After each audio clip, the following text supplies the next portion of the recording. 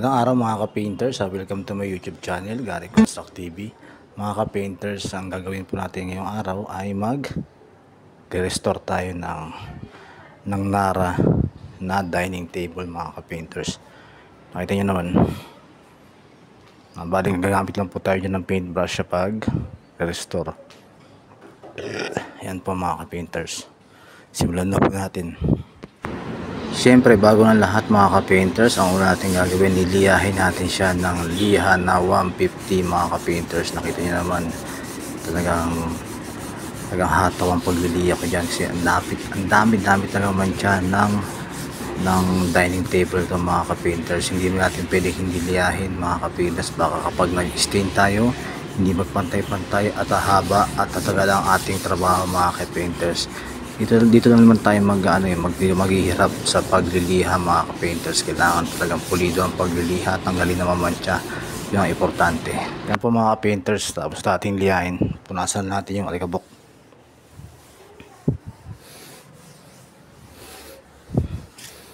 Tapos nyan, mag-apply na tayo ng wood stain mga ka-painters. Ito mga ka-painters yung gagamitin natin na wood stain, Boysen, mahogany. Haluin lang natin na mabuti mga ka-painters.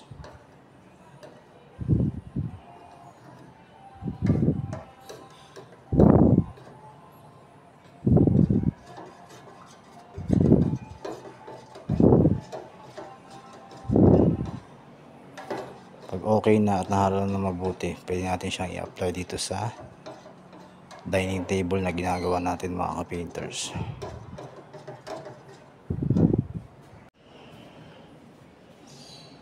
Gamit tayo ng malinis na basahan.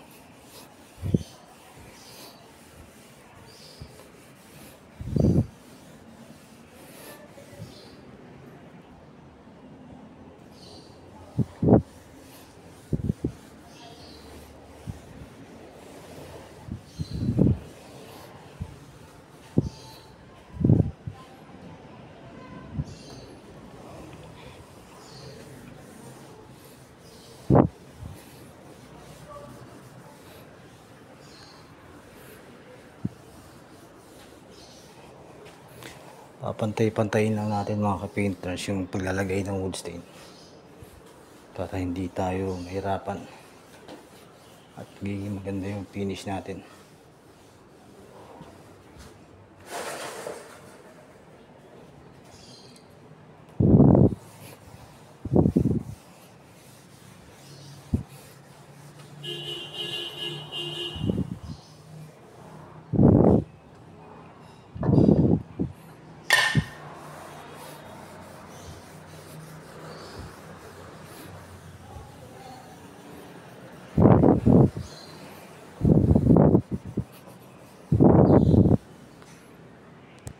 Ito na po mga ka-painters, natapos na tayong mag wood stain mga ka-painters. Nakita nyo naman, medyo okay na po siya kaysa kanina, di ba? Nakita nyo po mga ka-painters, wood stain pa lang, pero okay na mga ka-painters. Pagtapos nyan, top coat na po tayo. Meron po tayong i-reveal na pang top coat na sigurado makakatipid po kayo mga ka-painters. Ito mga ka-painters, tuyo na yung wood stain natin mga ka-painters. Tapos mag-a-apply na po tayo dyan. Ito po yung sinasabi ko na i-reveal natin na technique mga ka-painters. Hindi na po tayo magsasanding sealer dyan. Ito po yung gagamitin natin mga ka-painters. Itong PYE 5 wood varnish polyurethane. Lead free mga ka-painters, kaya hindi masyadong maamoy. Saka no sealer necessary. Hindi na po siya pwedeng, kahit wala pong sealer mga ka-painters, okay po siyang ipahid mga ka-painters. Matte finish po yung gagamitin natin yan mga ka-painters, kaya okay po yan. 5 wood varnish polyurethane po.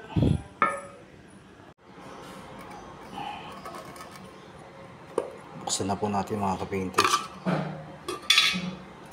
Haluin lang natin siya na mabuti kasi nasa pinakailalim niya yung pinaka flattening face niya mga ka-painters. Ito po yung nagbibigay ng pagkamat niya. Kailangan mahalo po siya na mabuti.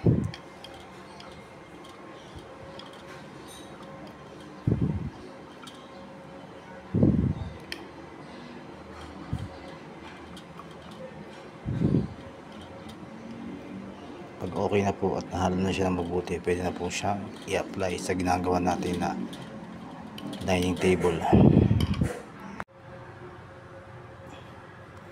Brush lang po yung gagamitin natin mga ka-painters sa pagpapahid ng pie wood varnish polyurethane mga ka-painters.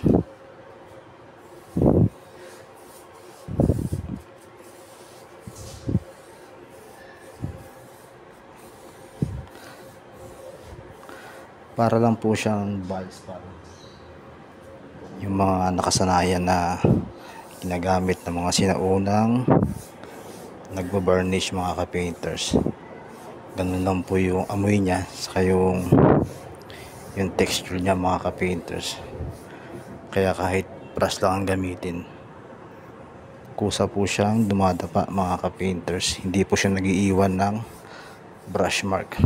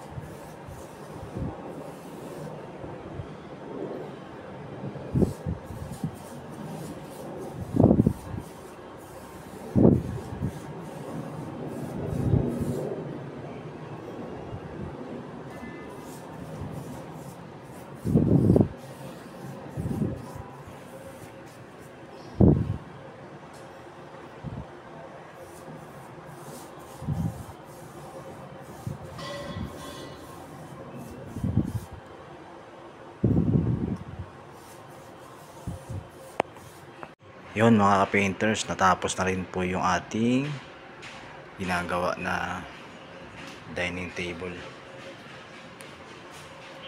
Na-restore na po natin siya mga ka-painters, napakaangas. Ayun, yun. Sa mga hindi pa po nakasubscribe ng aking YouTube channel, please subscribe Gary Construct TV para update kayo sa mga bagong video ko na nilalabas about painting works, construction technique, and basic knowledge mga ka-painters. 2 coat po yung ginawa ko dyan, kaya maraming salamat po mga ka-painters.